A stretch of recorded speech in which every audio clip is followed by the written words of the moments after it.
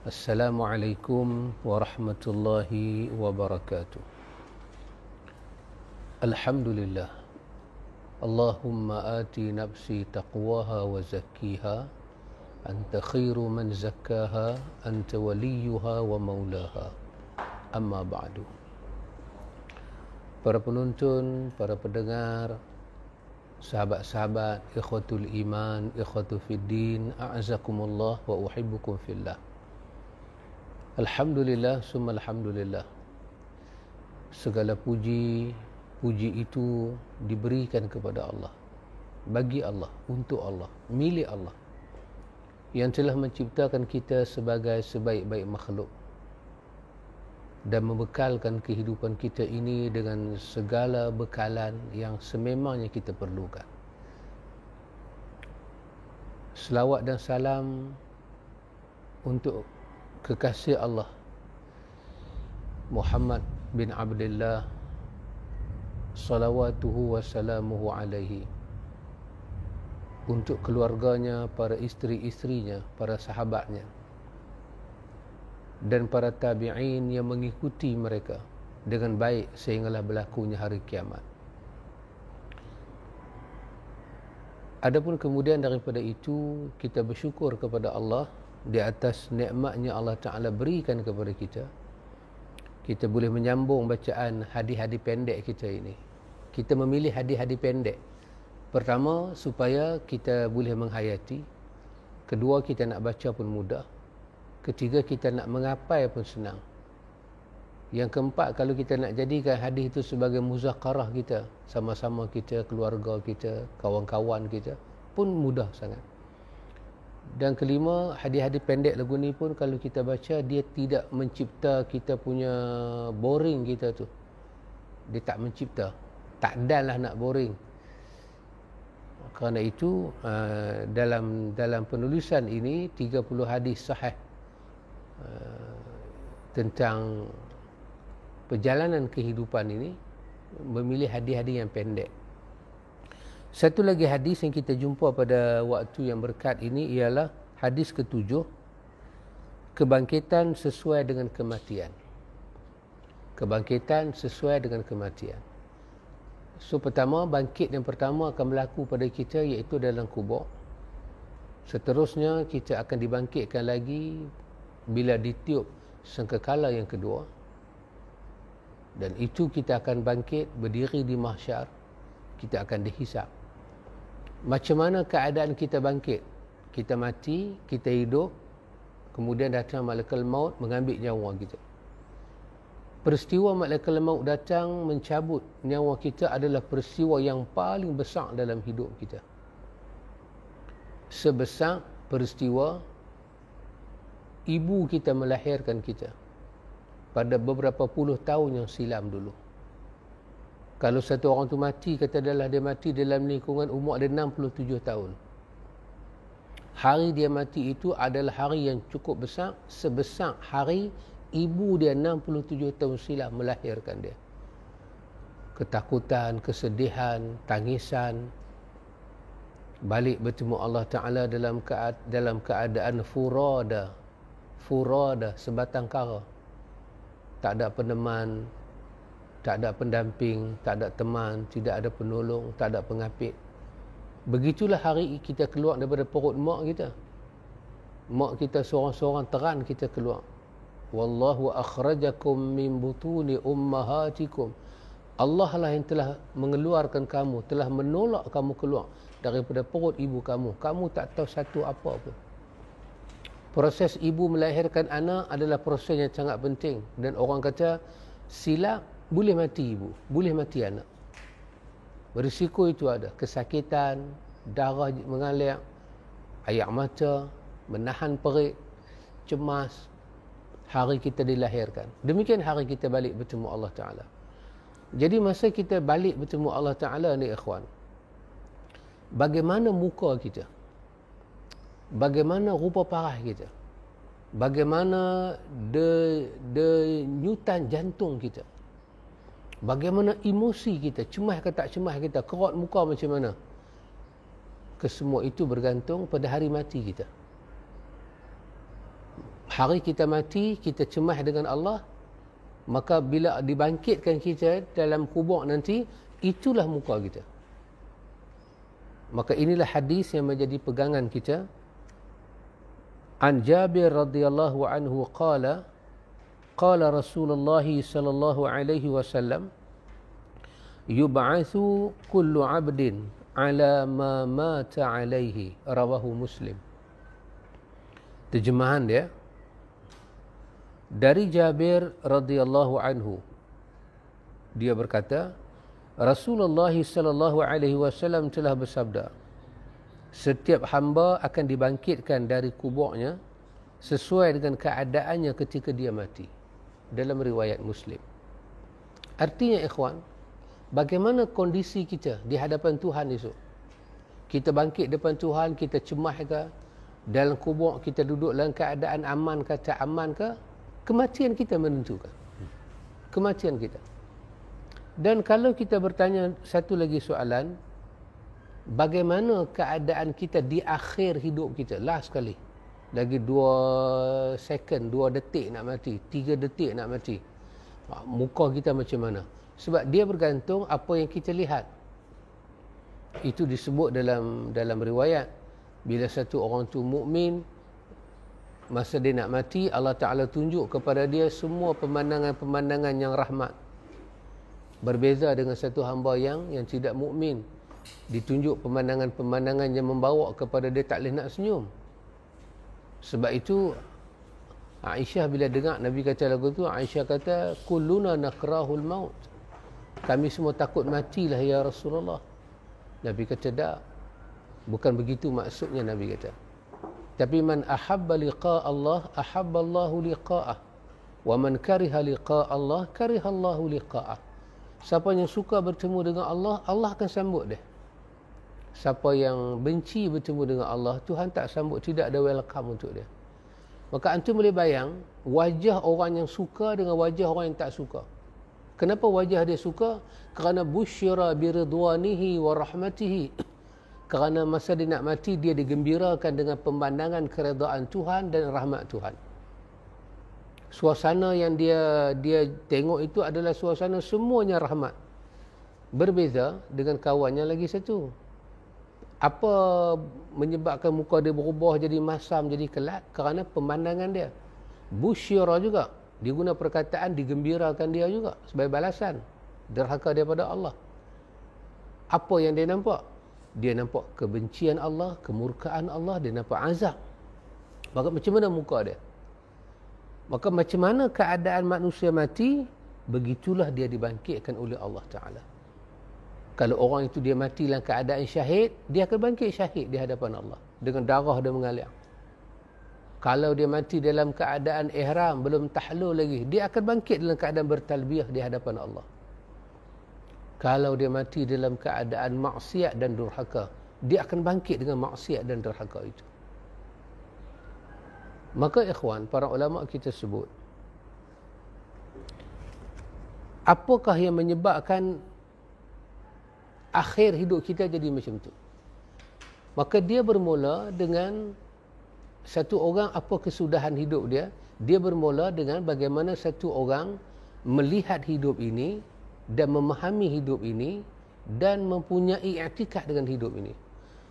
Bagaimana dia faham hidup ini, begitulah cara dia akan hidup. Kalau semasa dia hidup, ikhwan, cerita pasal mati, cerita pasal sakaratul maut, cerita malaikat ambil nyawa, cerita masuk dalam kubur, cerita kesakitan mati, semua tu dia dengar tapi tak masuk dalam otak dia. Maka dia akan mencipta kehidupan dia. Maka kehidupan yang dia cipta itu, yang telah ada dalam dia punya pemikiran dia, emosi dia, ilusi dia, dalam akal dia, dalam jiwa dia, dalam fitrah dia, itu yang akan membentuk, itu yang akan teradun, kemudian mencipta jalan-jalan dan langkah kehidupan. Sampai akhir, sampai hari dia mati, dan itu tak dapat diubah. Maka kerana itu ikhwan, perkara yang paling pentingnya ialah bagaimana kita melihat hidup ini, itu penting. Dari mana kita mengambil sumber kehidupan dan bagaimana kita melihat kehidupan, dia akan membentuk jalan kehidupan. Kita tak tahu apa pun pasal dunia ni, melainkan apa yang Allah bagi tahu. Para ulama kita kata, ikhwan, berdasarkan ayat Quran dan hadis, orang yang nak mati ni, ikhwan, dia tak terlepas daripada dua keadaan. Dua perasaan ini mesti ada kat dia. Perasaan apa? Perasaan khauf dan hazan. Khauf bermakna takut, hazan bermakna sedihnya amat-amat. Khauf, takut apa? Khauf, dia takut mengenangkan apa yang dia nak jumpa ke depan. Hazan, sedih. Sedih sangat, pilu sangat hati dia kerana memikirkan apa yang dia nak tinggal, yang dah berlaku. Maka dalam Al-Quran, Allah menyatakan kepada orang yang baik-baik ni, masa dia nak mati, Allah kata, la khawfun alaihim walahum yahzanun. Allah kata mereka tak perlu takut mengenangkan kehidupan akhirat, dan mereka tak perlu sedih untuk meninggalkan dunia. Tetapi bagi orang yang tidak beriman, perasaan takut dan sedih itu menghantui. Dan antum boleh bayang muka orang takut, muka orang sedih ni macam mana? Bagaimana respon dia kepada jantung dia, pada mata dia, pada dia punya emosi, cemas tak cemas. Maka dia akan mati dalam keadaan khauf dan hazan, dan dia akan dibangkitkan dalam keadaan khauf dan hazan. Kerana itu Anas kata, ketika Nabi ziarah satu orang sakit, Nabi tengok dia sakit, Nabi tengok dia, Nabi kata kat dia, kaifa tajiduk? Nabi kata, macam mana hang ni? Macam mana? Nabi tahu dia nak mati. Nabi tanya dia, macam mana hang ni? Dia kata, ini akhafullah wa ini arju. Dia kata, saya takut kepada Allah dan saya harap pada Allah. Apa Nabi kata? Nabi kata, tidaklah berhimpun, la yajtami'ani fi mawatin, fi hazihi mawatin. Nabi kata, tidaklah berhimpun dua sifat ini dalam keadaan ini, iaitu takut dan harap pada diri seorang hamba, melainkan Allah Ta'ala akan selamatkan dia daripada benda dia takut, Allah amankan dia, dan Allah Ta'ala akan bagi apa yang dia harap. Dan antum bayang, orang yang mendapat jaminan dia selamat, dia aman, dia tak perlu takut, dan dia mendapat suatu berita bahawa harapan dia akan termakbul. Macam mana muka dia, macam mana emosi dia, perasaan dia. Maka ikhwan, ulama-ulama kita sebut apa dia? Ulama-ulama kita kata, kehidupan yang sedang kita lalui ni dengan umur kita ni, macam dalam hadis Abi Daud, hadis Abu Hurairah, Nabi kata, a'maru ummati baina sittina ila sab'ina wa aqalluhum man yajuzu zalika. Nabi kata, umur umat aku ni, Nabi kata, di antara 60 ke 70. Nabi kata, sikit sangatlah yang boleh lepas daripada 70 tu. Sikit sangat. Jadi itulah umur kita, paras umur kita. Kadang-kadang kita dengar mati umur 80. Lepas tu jarang pula dengar mati umur 90. Tapi yang biasa kita duk dengar mati ni, inilah. Baina sittina wa sab'in. Di antara 60 ke 70. Ikhwan, selama umur ini kita mencipta kehidupan. Mencipta kehidupan, yang kehidupan itu akan kita pakai di ujung hidup kita. Balik bertemu Allah Ta'ala. Kalau daripada awal dia mencipta hidup, dia derhaka pada Allah, tak semayang, minum arak, main judi, zalim ke orang, terlibat dengan sihir, dengan bomoh semua, itu dah jadi daging darah dia, sampai ke ujung akhir dia. Macam mana dia nak tinggal? Dan dia akan mati dalam keadaan itu. Dia akan mati dalam keadaan semua aktiviti hidup dia akan dizahirkan dalam hidup dia, dalam wajah dia. Kenapa? Bila di akhir hidup dia, malaikat nak cabut saja nyawa dia, semua tu akan datang. Dia akan jadi takut, dia akan jadi resah, gelisah. Maka dia mati dalam keadaan resah, gelisah, dia dibangkitkan oleh Allah dalam keadaan resah, gelisah. Atau bayang kalau dia bangkit dalam keadaan resah dalam kubur, macam mana keadaan dia? Bila malaikat datang tanya, man rabbuka wa ma dinuka, Wa man nabiyyuka? Apa dia nak jawab? Ni dalam dia penuh dengan serabut ni. Bukan kata dia resah, ikhwan. Kita ni orang yang biasa-biasa ni pun, yang tahu itu, yang tahu ini. Tengok anak-anak muda kita yang otak bagus dengan smartphone. Dah dia pun smart dengan smartphone lagi. Hafal semua. Tapi bila duduk depan Tok Radi angkat nikah, rukun nikah lupa. Nak sebut aku terima nikahnya, tersilap. Dia kata kat Tok Radi, aku nikahkan di kau. Senyumlah Tok Radi. Kenapa? Cemas. Kenapa? Gabra. Itu bukan melibatkan apa-apa, hanya melibatkan teknikal saja. Ini ikhwan, melibatkan bila roh dia nak keluar, tangan ni nak capai, nak berpegang. Nak pegang yang tu, nak pegang yang ni, macam duduk dalam satu lautan yang besar, kita lemah. Kalau kayu sayung lalu pun nak pegang lah. Nak pegang. Apa saja nampak boleh pegang, nak pegang.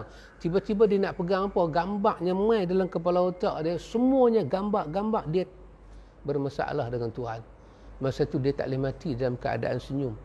Kalau dia dengar pun orang kata la ilaha illallah, dia tak boleh faham. Dia tak boleh nak menangkap. Pasal tengah serabut jiwa dia. Walaupun dalam riwayat Nabi kata laqinu mautakum la ilaha illallah. Itu hanya bantuan daripada orang hidup pada orang mati. Laqinu mautakum la ilaha illallah. Ajaklah pada orang yang nak mati itu, talqinlah kepada dia la ilaha illallah. Riwayat ni lebih sahih daripada riwayat yang suruh baca Yasin pada orang yang mati.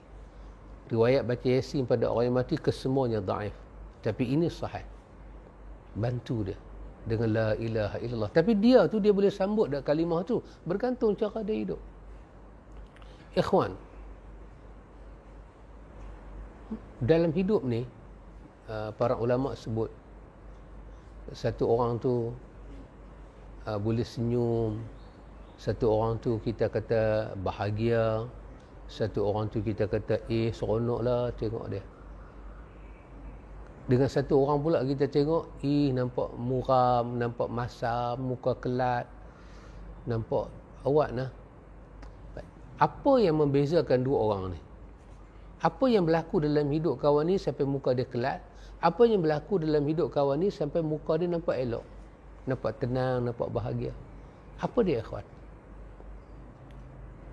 Ulama kata, kerana dalam dua hidup orang ini, kerana ini orang ada bahagian hidup dia yang semua hajat dia termakbul, tertunai. Ini orang dalam hidup dia ada banyak hajat-hajat dia, keperluan hidup dia semua sangkut. Maka itu menciptakan rupa parah yang berbeza. Menciptakan emosi dan ilusi yang berbeza. Satu orang dia baca doa pada Allah, dia minta semua dapat, semua jalan. Maka antu akan tengok muka dia sangat elok. Ada orang pula banyak benda dia minta, tak dapat. Maka antum akan tengok muka dia sangat tak seronok. Ulama kita kata, dalam hidup ni ikhwan, ada satu perkara penting kita kena faham supaya hidup kita ni tenang dan di akhir hidup kita ni kita boleh mati dengan baik. Ada satu perkara yang sangat penting. Dan saya fikir ikhwan, bila saya merenung apa yang para ulama kita sebut pada kita, ada kebenaran dia. Kita nak mati dengan tenang, dia bermula daripada kehidupan kita urus dengan tenang. Macam mana nak dapat tenang dalam hidup sedangkan kita ada banyak perkara, kita ada banyak problem. Tapi kerana hidup ni dia ada satu, kita panggil apa? Hidup ni ada satu SOP yang kita kena faham. Dan nak faham satu SOP ni ikhwan, bertahun-tahun belum tentu kita faham. Kerana kita nak kena bawa fitrah kita, ilusi kita, emosi kita, kita nak kena bawa kita punya jiwa kita, akal kita berhimpun dan cuba faham dengan tenang. Supaya langkah hidup kita ini dia masuk satu persatu dengan elok. Dan masa kita nak balik bertemu Allah Ta'ala itu, kita boleh balik dengan muka kita tak masam, tak apa. Macam mana kita susun hidup kita? Macam mana kita olah hidup kita? Satu orang tu boleh mati dengan sebut la ilaha illallah. Kita kata apakah amalan dia? Kita kata ini mati husnul khatimah, ini mati su'ul khatimah. Apakah yang dia ada dalam hidup dia sampai dia mati husnul khatimah? Dan apa yang dia tak ada dalam hidup dia sampai dia mati su'ul khatimah? Saya cuba buat penelitian saya sendiri. Tapi bila saya lihat perkataan yang diungkap oleh para ulama ni, saya rasa inilah poin dia. Kerana kenapa kematian husnul khatimah tu kita dapat? Kenapa orang lain tak dapat kematian husnul khatimah, sebaliknya dapat su'ul khatimah? Kenapa ikhwan? Apa dia?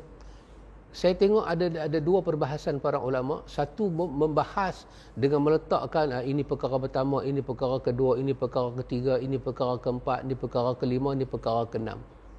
Dan dengan lagi satu perbahasan saya tengok dia letak satu je. Dia kata kalau yang ni kita boleh selesai daripada awal dalam hidup kita, perjalanan hidup kita semua lancar. Semua lancar. Hak tadi dia garis 6 perkara. 1, 2, 3, 4, 5, 6. So kalau 6 tu kita olah mungkin jadi 16. Tapi yang ni satu je dia kata. Dan saya tertarik dengan yang satu ini. Supaya daripada awal hidup kita sampai akhir hidup kita. Awal maksud hidup di mana? Awal bermakna pada hari kita faham kita hidup. Bukan pada hari kita beranak. Hari kita beranak kita tak tahu apa. Kemudian kita membesar kita pun tak tahu apa. Kemudian kita hiduplah dengan macam-macam. Sampai satu masa kita mula bertanya, aku ni sampai bila nak hidup lagu ni? Itu poin dia. Pada hari itu kita kena mula faham hidup ini sampai hari kita mati. Sebab kalau hari itu tak sampai, tak ada makna. Dia tak ada, dia punya, kita kata turning point tu, permulaan nak faham tu. Kadang ada orang Allah bagi pada dia karamah, kemuliaan, dia telah mendapat kematangan pemikiran sejak umur 20-an lagi. Mungkin kerana asuhan mak bapak dia, sejak daripada umur 20-an lagi, dia dah mula faham hidup ni ada sebab. Daripada situ dia telah belajar dan dia mendapat. Dia macam kita ni, ikhwan, umur kadang 30, kadang 40 baru sedar, kadang 50 baru sedar. Saya melihat apa yang ulama kita sebut, satu perkara ni kalau kita boleh urus satu perkara ni dengan baik, kita boleh faham, kita boleh bawa hati kita, budi kita ke arah nak faham benda itu, hidup kita tersusun. Tapi nak faham, nak ambil perkataan itu dan nak hadam dengan jiwa kita jadi daging darah, puluh tahun. Puluh tahun. Dia akan jadi lekat, tak lekat, lekat, tak lekat. Apa dia, ikhwan? Perkataan yang ulama sebut pada kita, yang saya kata satu tadi. Dia kata begini. Dia kata, la yakun ta'akhuru amadil a'ta'i ma'al ilhahi fid du'ai mujiban liya'sik. Fahuwa dhamina laka al-ijabata fima yakhtaruhu laka la fima takhtaruhu linafsika wa fil waqti alladhi yuridu la fil waqti alladhi turidu. Dahsyat ikhwan, dahsyat.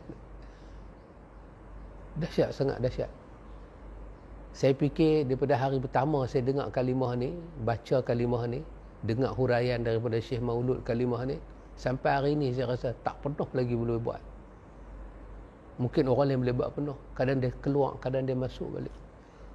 Kalau ini kita boleh buat, hidup kita ni dia macam ada apa tuan-tuan? Dia macam ada, hidup kita ni macam ada master. Satu master, bila jadi kalang kabut, dia mai, nak panggil apa? Dia mai settle. Bila dia mai settle tu, tenang. Dia kata master point. Boleh apa cik? Master point. Dia jadi satu, bukan master point, dia jadi,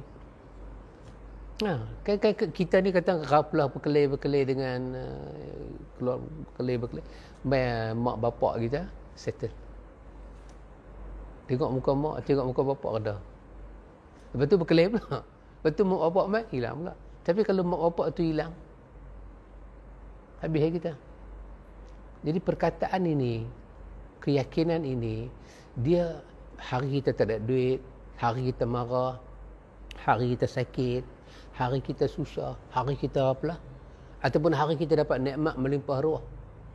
Dia mai, kita tengok dia mai, dia susun. Dapat nikmat, kita tak akan jadi over. Kita susah, kita tak jadi putus asa. Tapi nak hadam kalimah ni, Allahu Akbar ikhwan. Saya fikir, bertarunglah kita dengan perasaan kita. Tapi kalau yang ni kita berjaya kuasai faham dan kita apply dalam hidup kita, kita akan bangkit pada hari akhirat seperti mana hari kita mati dengan aman. Bukan aman dengan mati senyum, tu dah jiwa kita aman. Apa dia? Dia kata, la yakun ta'akhuru amadil a'ta'i ma'al ilhahi fi du'ai mujiban liya'sika. Dia kata pertama, dia ada dua rangkap. Satu, dia kata janganlah kerana Allah Ta'ala mengambil masa yang lama untuk memberi apa yang kita minta pada dia, dengan kita ilhah, kita ulang minta. Allah Ta'ala ni ta'akhuru amadil i'ta'i. Tuhan mengambil masa yang lama nak bagi apa yang kita ulang tu, menyebabkan kita putus asa dalam hidup. Jangan, dia kata satu. Jangan apa saja dalam hidup kita ni. Pasal itu saya sahabat daripada awal tadi, hidup kita ni apa yang menyebabkan orang tu bahagia, apa yang menyebabkan orang tu tak bahagia, kerana permintaan dia. Hidup dia terurus dan dia berkaitan dengan apa? Apa yang kita minta ke Tuhan dan Tuhan bagi. Dan apa yang kita minta Tuhan tak bagi. Janganlah, dia kata, janganlah kamu jadi orang bila Tuhan melambatkan apa dia? Melambatkan dia punya pemberian daripada kamu, sedangkan kamu duk minta berulang-ulang. Itu menyebabkan kamu jadi orang yang mujiban liya'sik. Kamu putus asa dah. Tengok ikhwan. Bila manusia putus asa, dia mula stres dalam hidup. Perih dah hidup dia, perih. Kalau arwah Pakcik Tahir, dia kata perih. Allahumma ghafir lahu warhamhu wa'afihi wa'afu anhu. Satu, tengok. Di mana hidup kita mula hilang arah. Di mana hidup kita mula hilang panduan. Kita minta. Kita tahu doa boleh mengubah kehidupan. Kita tahu doa boleh mengubah suratan takdir. Tapi sampailah duk minta, tak dapat lagi. Maka kita mula mengungkap. Bahasa kita kata molekul yang negatif tu dia mula timbul. Dia kata, awak Tuhan buat aku lagu ni. Itu muqaddimah. Manusia nak pergi kepada jalan putus asa. Dia stres. Muka dia berubah. Fikiran dia berubah. Emosi, ilusi dia berubah. Satu. Yang kedua dia kata, fahuwa dhamina laka al-ijabah. Allah telah jamin kepada kamu nak memberi apa yang kamu minta. Tengok, dia punya perantara, ada apa? Dia punya bukan perantaraan, dia punya antara tu. Apa dia? Allah jamin nak bagi apa yang kita minta. Dan Allah tak pernah mungkir janji. Ud'uni astajib lakum. Itu jaminan Tuhan. Mintalah apa kamu minta, aku bagi. Tapi lama dah kita duk minta, dan permintaan kita berulang-ulang, dia tak bagi lagi. Tapi dia janji kata nak bagi. Maka antara kita minta dengan kita lihat dia bercakap, dengan lamanya dia mengambil masa nak bagi, di tengah-tengah itu ada penyakit hati yang sangat besar akan masuk dalam hati kita. Apa dia? Putus asa. Dan putus asa ni ikhwan, dia tak mai dalam keadaan 100% lagu tu. Dia mai dalam keadaan bertahap. Putus asa ni dia masuk dengan keadaan meredak, dengan muqaddimah dia. Kita akan mula bercakap dengan perkataan putus asa, mula ingat, mula dah tak yakin pada Allah, tak 100% mengharap pada Allah. Itu semua akan mencipta hidup kita. Kita berjalan dalam hidup, orang duk bercakap pasal Allah ni pemurah, Allah ni penyayang, dia tak masuklah hati kita. Dan sampai hari kita mati, muka kita kelak dengan Tuhan. Dan kita akan bangkit di hari akhirat dengan muka itu juga kelak. Tengok, jangan kita jadi orang yang putus asa pada Allah. Apabila Allah ni mengambil amadil i'ta. Allah ini ta'akhuru amadil i'ta. Dia mengambil masa yang lama. Ta'akhuru amadil a'ta'i, dia mengambil masa yang lama untuk bagi apa kita mau, sedangkan ma'al ilhahi fi du'a, kita ulang minta. Seolah-olah macam kita ulang minta ni, dia macam tak dengar pun. Mujiban liya'sik, membawa kita putus asa, jangan. Kenapa? Kerana fahuwa dhaminu laka al-ijabah. Kerana Allah Ta'ala dah jamin untuk bagi ijabah, penerimaan doa pada kita. Tengok. Penerimaan doa ni ikhwan, pada ungkapan ini, dia kata kalau kamu cuba faham benda ni elok-elok, cuba hayati benda ni elok-elok, cuba ambil benda ni elok-elok, dia kata. Apa dia? Tengok dia kata. Dhaminu laka al-ijabah. Allah Ta'ala menjamin pada kamu untuk terima doa. Macam mana? Dia kata, fima yakhtaruhu laka la fima takhtaruhu li nafsika. Allah Ta'ala jamin nak terima doa kita. Macam mana dia jamin nak terima doa kita? Fima yukhtaruhu laka. Dia akan terima doa kita dalam keadaan dia sendiri yang memilih untuk kita. La fima takhtaruhu li nafsika. Bukan kau memilih untuk diri kau. Kita minta apa kita minta? Pada Allah kita minta, Tuhan ambil masa yang lama untuk bagi, dan masa Tuhan nak bagi, Tuhan yang pilih untuk kita, bukan kita yang memilih untuk kita. Ikhwan, ni nak faham macam mana ni? Mudah faham, tetapi nak apply dalam hidup, supaya di ujung hidup kita ni kita tak muka masam dengan Tuhan. Semua doa-doa kita yang kita pohon kepada Allah Ta'ala ini, Tuhan dengar, dia sami'u doa. Dia Tuhan ini Tuhan yang sami'un qaribun, dia mendengar dan dia sangat dekat dengan kita. Dihimpun semua doa kita, yakhtaruhu laka. Yakhtaruhu, dia yang pilih apa nak bagi kat kita.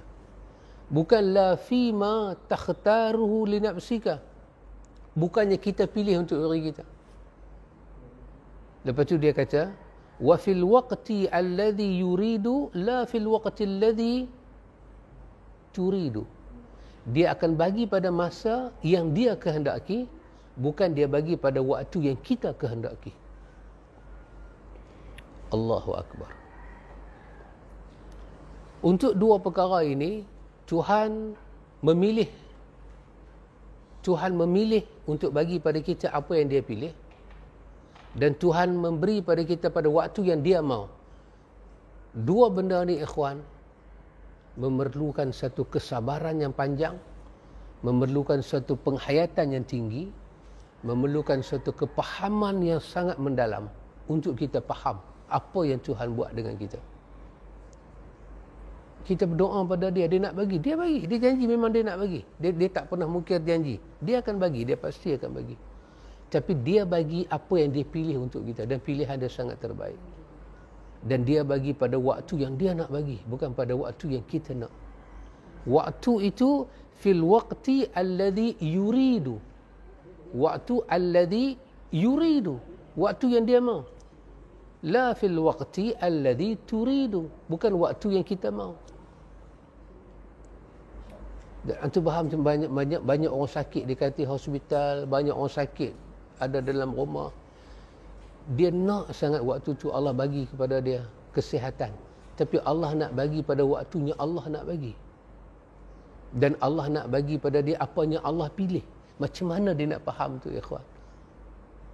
Saya kata, kita baik sangka pada Allah, memang boleh baik sangka, tapi nak apply dalam hidup tak senang. Daripada hadis kita baca tadi, hadis yang kita baca tadi yang menyatakan bahawa yub'atsu kullu 'abdin 'ala ma mata 'alaihi, seorang hamba akan dibangkitkan di hari akhirat di atas macam mana dia mati. Kalau dia syahid, dia akan bangkit sebagai syahid. Dia pejuang peruntuh agama Islam, dia akan bangkit sebagai pejuang peruntuh, dan dia akan berhadapan dengan Tuhan. Dia mati dalam keadaan abdan syakur, hamba yang bersyukur, dia akan bangkit sebagai hamba yang bersyukur. Jadi nak membentuk hidup ni supaya di akhir hidup kita ni supaya kita boleh mati dengan aman.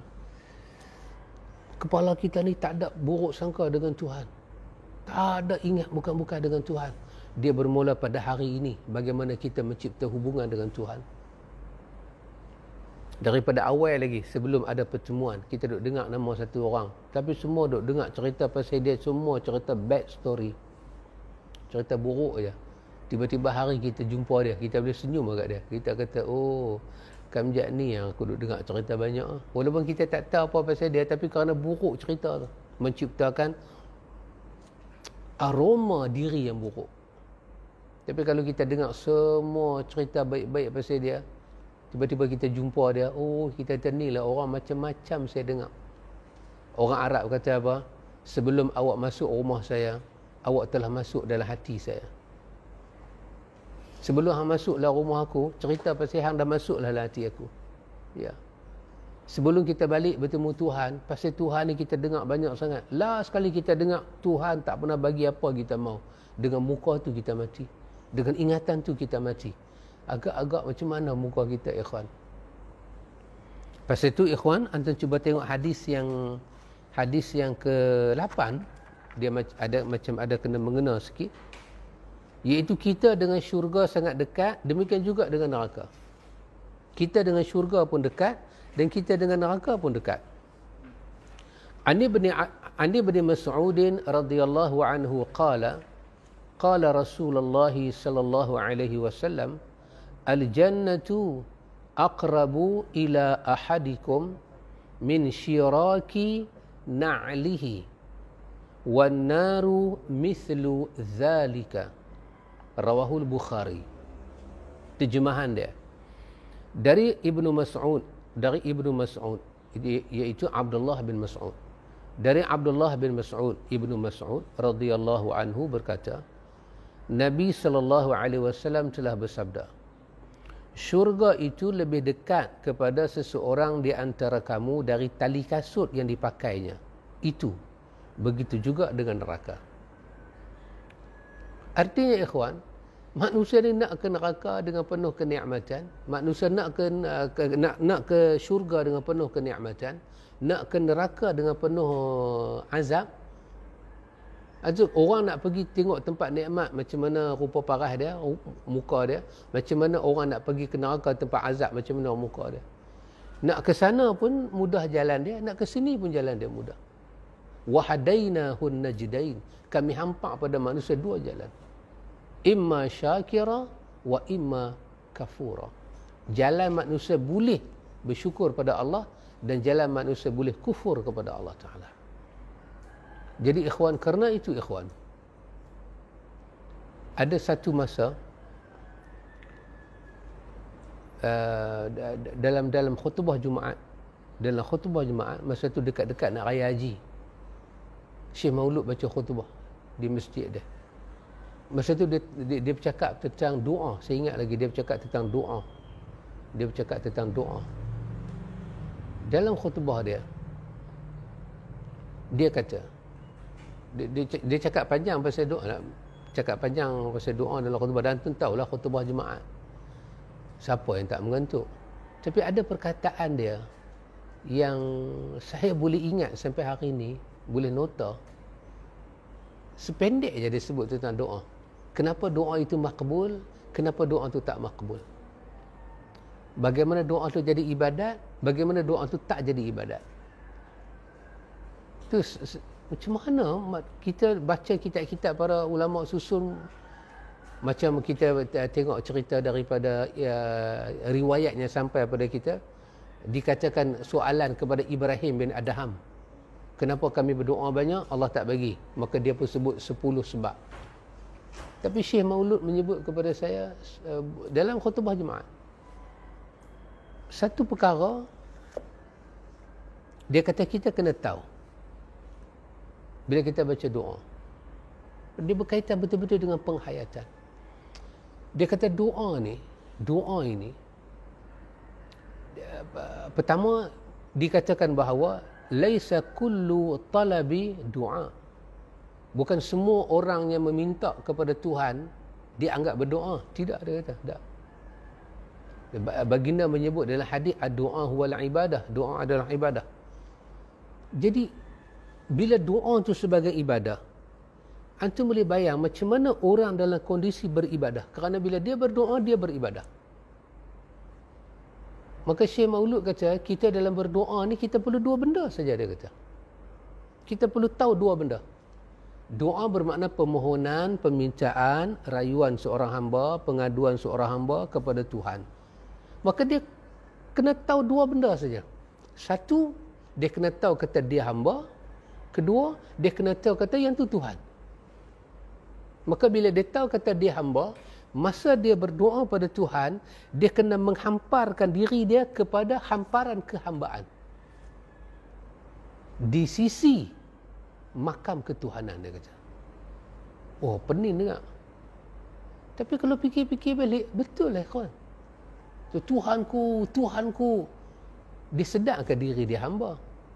Pasal itu dalam adab kita baca doa, Nabi sebut pada kita suara. Quran sebut pada kita, rendahkan suara. Rendahkan suara. Ikhfid saut. Suara ni bagi rendah. Tak perlu curka kerana Allah Ta'ala ni sami'. Dia dengar, dia qarib, dia dekat. Dia bukan Tuhan yang pekak dan tuli. Kenapa kita berdoa kita tak dapat rasa? Kenapa kita berdoa kita bukan tak dapat rasa kata makbul, kita tak dapat rasa pun kita baca doa. Kerana kita tak rendah depan Tuhan. Sebab kita ni hamba, kita kena rendah depan Tuhan, rendah dengan makam kehambaan. Hamba, macam mana suara dia tunduk, dia harap, dia pasrah dia. Dan dia kena tahu kedudukan tempat dia minta itu adalah tempat Tuhan. Dan antum boleh bayang, kalau manusia minta kepada Allah Ta'ala dengan macam ni dalam hidup dia hari-hari, tak ada putih asa. Nak mengelakkan putih asa tadi itu, janganlah kerana kita berulang-ulang minta, kita ilhah fi du'a, kita ulang-ulang minta. Kemudian Allah Ta'ala ni pula amadil a'ta, ta'akhuru amadil a'ta, dia mengambil masanya lama nak bagi, dia membawa kita pada putih asa. Bila kita putih asa, satu benda kita tahu, kehambaan tu tak ada dalam diri kita, dan kita tak melihat Tuhan dengan makam ketuhanan.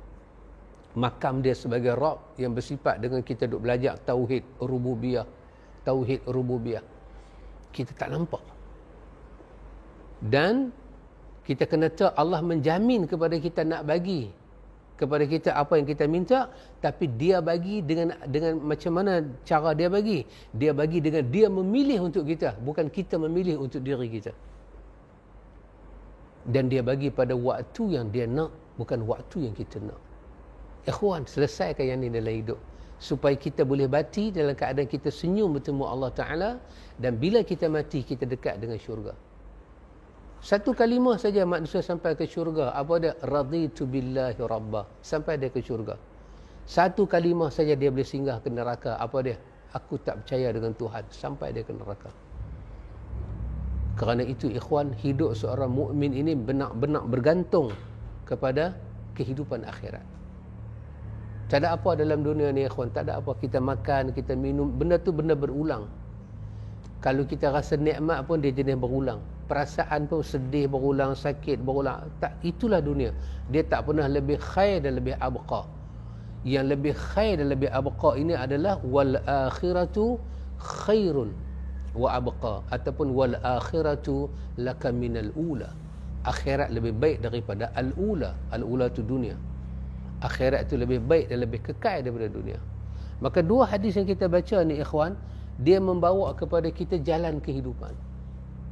Dan dia beritahu pada kita, di celah-celah jalan kehidupan ini ikhwan, ada satu perkara yang mesti kita jaga. Untuk dapat kesudahan yang baik, kita kena memulakan perjalanan yang baik. Supaya kita tak sangkut tengah jalan. Supaya muka kita tak masam bertemu Tuhan. Kita kalau balik bertemu Tuhan muka masam, mudarat tu balik ke kita. Pasal itu orang kata, mati husnul khatimah, mati su'ul khatimah. Macam mana terdapat benda itu semua? Inilah ruh perjalanan dia. Ruh perjalanan kita dapat. Ini orang dia faham dengan fitrah Tuhan. Dia faham dengan perjalanan Tuhan. Hubungan dia dengan Tuhan. Dia faham. Sehingga kan tak bagi bukan bermakna Tuhan. Ada satu cerita kecil. Bila kemarin dulu. Tapi cerita tu kecil je. Cerita dengan Pak Ndak. Pak Ndak tibai anak dia. Ni Pak Ndak dengar ni marah saya. Tapi saja Pak Ndak, cerita tu kecil tapi dia ada sesuatu. Pak Ndak tibai anak Pak Ndak kecil tu. Jadi kacau sembahyang, kacau abang dia sembahyang. Pak Ndak tibai. Menangis ha? Tidur. Dia ni walaupun dia budak kecil, abang dia kata kat dia, abah pukul, abah sayang tu, macam tu abah pukul. Dia budak kecil, dia tak boleh faham apa kaitan sayang dengan pukul. Dia tak boleh faham. Dia tanya balik kat bapak dia. Dia kata, ayah kalau sayang kena pukul ya? Sebab dia faham kata kalau sayang kena peluk, kena cium, buat apa pun tak kata apa. Oh, kalau sayang kena pukul ya? Dia bagi balik soalan tu. Saya masa Pak Ndak cerita tu, saya terdengar inilah kehidupan kita, ikhwan. Kita memang macam budak-budak. Kita tak boleh faham apa Tuhan buat pada kita. Sampai kita kata Tuhan penyayang, kata Tuhan sayang ke hamba dia. Awak dia buat aku guni ya? Awak dia bagi azab, awak dia bagi susah, kemudian susah tu tak terangkat nah. Oh, kalau sayang kena bagi susah. Kita orang putih kata apa? No brain. Bob kata no brain. Dia tak ada brain. Dia tak ada brain, dia tak boleh nak faham komunikasi apa ni. So macam orang Melayu kata lah, sayang isteri tinggalkan, sayang anak tangan-tangankan. Bini pun no brain. Oh, kalau sayang bini kena tinggal no brain, tak boleh fikir. Tapi kalau bini pula sayang lelaki, macam mana? Sayang isteri tinggalkan. Kalau sayang suami nak cipta apa? Sayang suami dimadu-madukan. Mengamuk perempuan tu, tak boleh faham. Ya betul ikhwan. Pada hari kita mula bertanya pada diri kita, untuk apa kita hidup? Di situlah bermula kehidupan. Pada hari soalan ni tak datang, tak ada hidup. Kita dianggap macam mana berpoya-poya lagu tu aja. Dan ada orang ikhwan, soalan ni tak datang kepada dia sampai dia mati. Allahu Akbar. Itu urusan dia dengan Tuhan lah. Kita tak dapat menilai apa-apa. Melainkan kita tetap menyatakan Allahumma afirlahu warhamhu. Dan bila kita ambil usia kita ni, kita mula bertanya, takkanlah hidup aku macam ni saja? Sampai bila aku nak hidup lagu ni? Bila itu tanya, bila itu datang, bermakna dia telah ada suatu perjalanan hidup. Maka benda besar dalam hidup dia kena belajar faham komunikasi Tuhan dengan dia. Apa yang Quran sebut tentang doa makbul, tentang itu, tentang ini. Kenapa dia sentiasa kena berurusan dengan Tuhan dengan jiwa hamba. Dan kenapa dia kena menjaga selalu makam ketuhanan itu. Allah ini rububiyah dia. Tauhid rububiyah, ketuhanan dia itu kita kena jaga selalu. Supaya ikhwan, hadis yang kita baca ni kita dapat manfaat dia, iaitu seorang hamba dibangkitkan di hadapan Allah dalam keadaan sebagaimana dia mati. So kita kena mati dalam keadaan raditu billahi rabba wa bil islami dina wa bi Muhammadin nabiyya. Dan Nabi beritahu pada kita, hari kita mati itu dengan syurga dan dengan neraka. Tali kasut yang kita pakai tu tali kasut kita pakai tu dengan kulit kaki kita tu dianggap jauh, kita lagi dekat. Kemana kita nak pergi? Maka bagaimana semua ini terjadi? Bagaimana husnul khatimah terjadi? Bagaimana su'ul khatimah terjadi? Dia bermula daripada permulaan kita hidup dan kita faham hidup ni. Maka kita akan berakhir dengan sesuatu yang baik kalau kita faham benda tu baik. Ikhwan, kemudian kita jumpa hadis yang ke-9. Hadis ke-9 ni di bawah tajuk sombong mencacatkan kehidupan. Allahu Akbar. Sombong mencacatkan kehidupan, sangat mencacatkan kehidupan. So hadis ke-11 ni kita baca besok. InsyaAllah besok kita cuba baca hadis 11 dan hadis 9. 11 pula dah, hadis 9. 9, 10.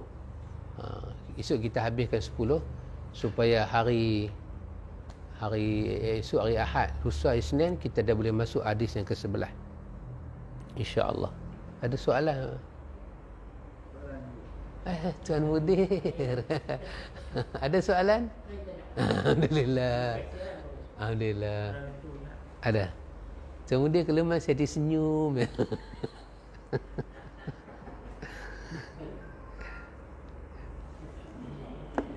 Kita tengok soalan.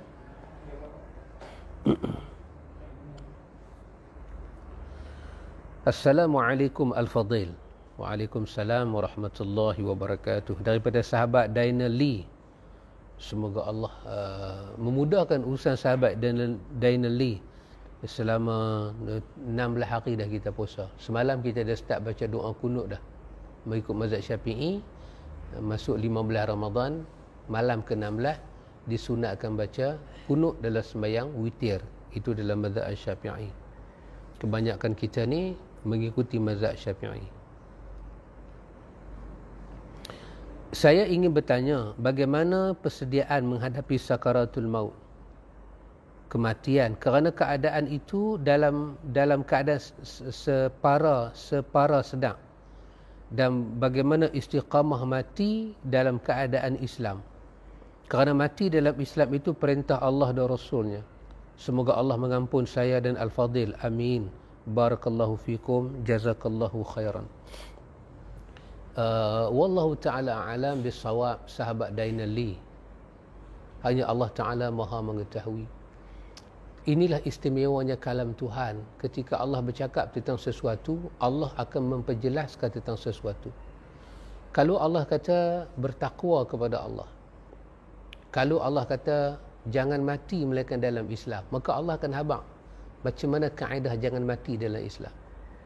Ayat, ya ayyuhalladzina amanu taqullaha haqqa tuqatihi wa la tamutunna illa wa antum muslimun wa'tasimu bihablillahi jami'a wa la tafarraqu.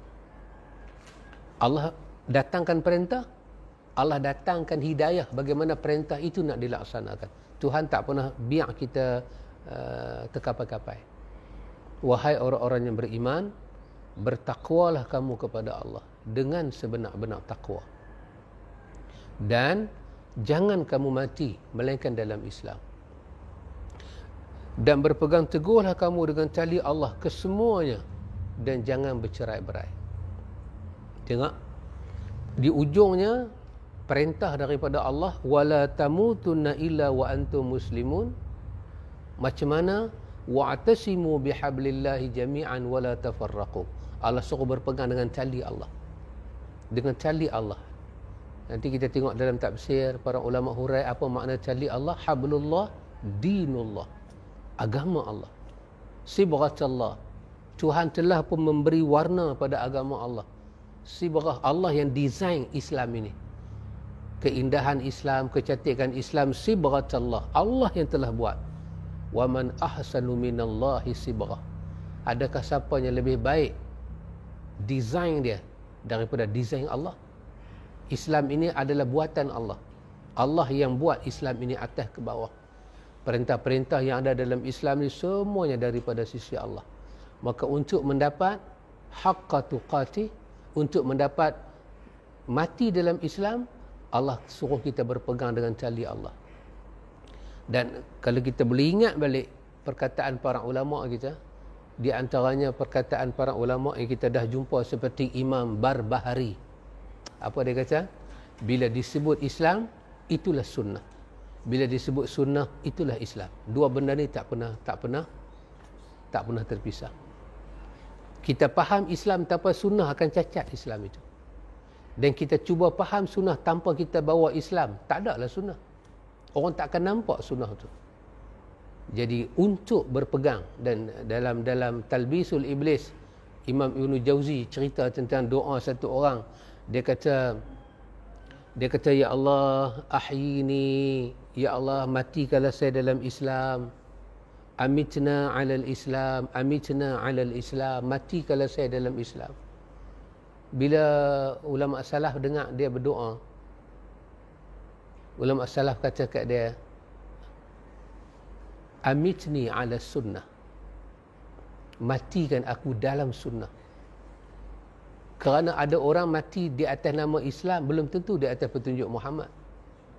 Tapi kalau dia mati di atas sunnah, memanglah dia mati di atas dinul Islam. Allahu Akbar. Jadi bila Allah perintahkan kita istiqamah, Allah kata dalam ayat dia, Allah kata fastaqim kama umirt. Tengok ayat Quran. Allah tak kata fastaqim kemudian dia berhenti. Tak, dia kata fastaqim kama umirt. Istiqamahlah kamu seperti mana kamu diperintahkan. Tengok. Ada perintah. Bagaimana perintah Allah supaya istiqamah? Kena tengok bagaimana Muhammad istiqamah. Maka untuk sahabat Daniel Lee yang mengajukan soalan ini, sahabat Daniel Lee, bahawa Allah Ta'ala telah pun membimbing kita bahawa supaya kita sentiasa duduk dalam Islam ini, berpegang teguh dengan taqwa. Bagaimana cara dia? Wa'tasimu bihablillah jami'an. Jangan ada satu pun kita tolak. Jami'an. Sama ada jami'an itu dengan makna jamaah kaum muslimin, ataupun jami'an itu dengan makna kata Islam seluruhnya. Dua-dua boleh pakai. Dua-dua makna tak pernah lari. Seluruh orang Islam ini adalah jami'an, kena berpegang dengan Quran dan Sunnah, dan jami'an yang semua ini juga kena berpegang jami'an dengan Quran dan Sunnah keseluruhannya. Jangan satu pun kita tinggal. Kemudian sahabat Daniel Lee juga kata tadi tentang masalah kita mati. Bila kita mati, kita berada dalam keadaannya sedar tak sedar. Ya betul, itu nama dia sakaratul maut. Sakaratul maut. Apa kita panggil? Sakaratul maut. Kita berada dalam keadaan terombang-ambing. Walaupun sakarat tu, sakara maksud dia mabuk. Dia bukan mabuk macam kawan kena todi tu. Bahasa saja mabuk bermakna terombang-ambing antara pening dengan tak pening. Sebab apa? Baru tengok dimensi baru. Warna baru, suasana baru, pandangan. Tak pernah tengok sebelum ni. Tak pernah tengok. Dengan yang pernah kita rasa ni, kita rasa sakit dalam dunia macam mana. Dengan bila kata mati, kita nak rasa satu benda tak pernah rasa. Cuba antum tanya pada orang yang aksiden, kaki dia patah. Kaki dia patah. Pak, kata patah. Rasa ke mana? Dia tak boleh habaq rasa ke mana. Dia nanti kata satu je. Dia kata rasa sesuatu yang baru. Sebab sakit itu lepas tu. Masa pak kata dia patah, dia rasa macam ada satu benda baru masuk. Rasa baru. Rasa satu benda baru. Lepas tu dia kebas. Lepas kebas, hilang kebas itu, baru sakit dia mai. Sakit tu sakit lah. Tapi patah tu rasa apa? Dia rasa baru. Bila cabut nyawa kita. Antum bayang cabut nyawa ni, masa nyawa kita dicabut. Pasal tu yang ulama sebut kaedah pada kita tadi tu. Selesaikan kaedah tadi tu. Daripada mula kita faham hidup, selesaikan sampai kita nak mati. Dia akan menenangkan kita bertemu dengan Tuhan. Sebab masa kita nak mati, memori kehidupan kita tak hilang. Dia akan mai balik. Kalau orang tu orang jahat, dia mai daripada hari pertama dia buat jahat sampai hari dia nak mati. Keluar balik gambar tu. Jadi macam mana dia nak tenang? Benda ni dia tak pernah rasa seumur hidup. Kita ni kalau rasa bersalah pun ikhwan, tak pernah rasa semua salah. Kita rasa salah satu-satu. Contoh ni raya nak dekat dah. Salam dengan mak. Mak, cik minta maaf. Dia akan, bolehlah menangis depan mak. Tapi dia akan rasa satu salah aja. Apa yang dia buat dahsyat kat mak dia. Mak hari tu mak main rumah cik tak buka pintu, cik geram betul kat mak. Yang tu aja. Dia tak boleh rasa dalam perkataan salah kat mak tu, itulah salah dia kat mak, tu salah dia kat bapak, tu salah dia dekat tok, dekat bini, dekat anak-anak. Semua rasa tu berhimpun di satu saat. Tak boleh. Manusia akan rasa untuk satu kesalahan pada satu masa. Tapi mati ni, semua rasa tu berhimpun. Memori. Dan bagaimana di tengah-tengah duk rasa tu, mata dia tengok satu dimensi baru, dunia baru. Apa ni? Maka sakarat dia berlaku tak seimbang. Maka macam mana muka dia? Macam mana rasa dia? Kita nak suruh dia tenang. Apa yang boleh buat dia tenang? Nabi kata satu kalimah hanya boleh buat dia tenang. La ilaha illallah, dia pegang. Tapi dia nak pegang macam mana kalau serabut itu lebih tinggi daripada kalimah tu? Kalau banyak sangat kapalah. Bukan orang tak talqin, orang talqin. Tapi kalimah tu macam tenggelam. Kenapa tenggelam? Dia cemas.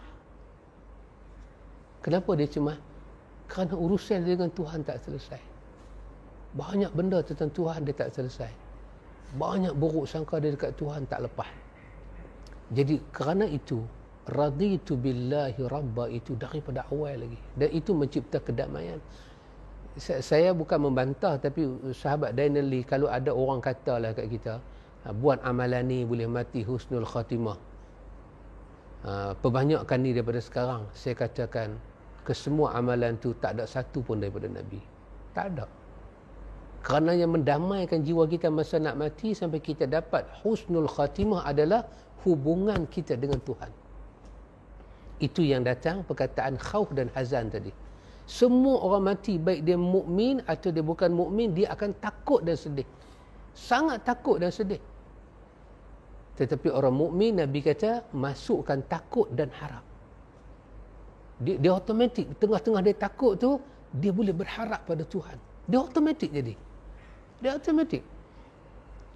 Tengah-tengah dia duduk serabut nak mati, tiba-tiba dia dengar orang baca la ilaha illallah. Terus dia pegang dengan kalimah tu. Dia harap, ya Allah, tolonglah aku. Maka muka dia akan berubah, emosi dia akan berubah.